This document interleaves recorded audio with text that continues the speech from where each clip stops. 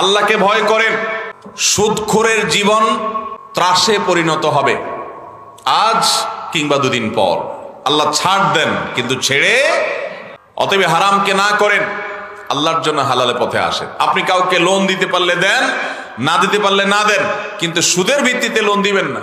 আর মনে রাখবেন, মানুষকে হাওলাত দেওয়া সওয়াবের কাজ। এখন মুশকিল হলো, হাওলাত দিলে টাকা পাওয়া যায় না ফেরত বেশিরভাগ ক্ষেত্রে। তো সেজন্য ইসলাম বন্ধকের ব্যবস্থা রেখেছে যে আপনি তার কাছ থেকে যে টাকা হাওলাত দিবেন, ওই টাকার বিপরীতে তার এগেইনস্টে আপনি বন্ধক রাখবেন মূল্যবান কিছু।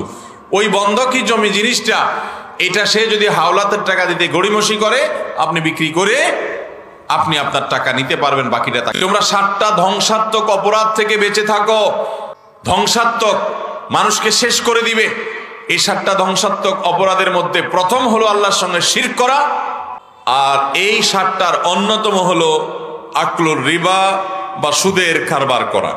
ওই 7টা ধ্বংসাত্মকের কবিরা গুনার আবার শর্ট লিস্ট, যে মহাপাপের মধ্যে আবার বড় মহাপাপ, সেগুলোর মধ্যে পর্যন্ত এই সুদের কারবার, সুদের উপার্জন, সুদের বক্ষণ, এটা সেখানে পর্যন্ত জায়গা পেয়েছে। 70টা ভয়াবহ দিক আছে সুদের।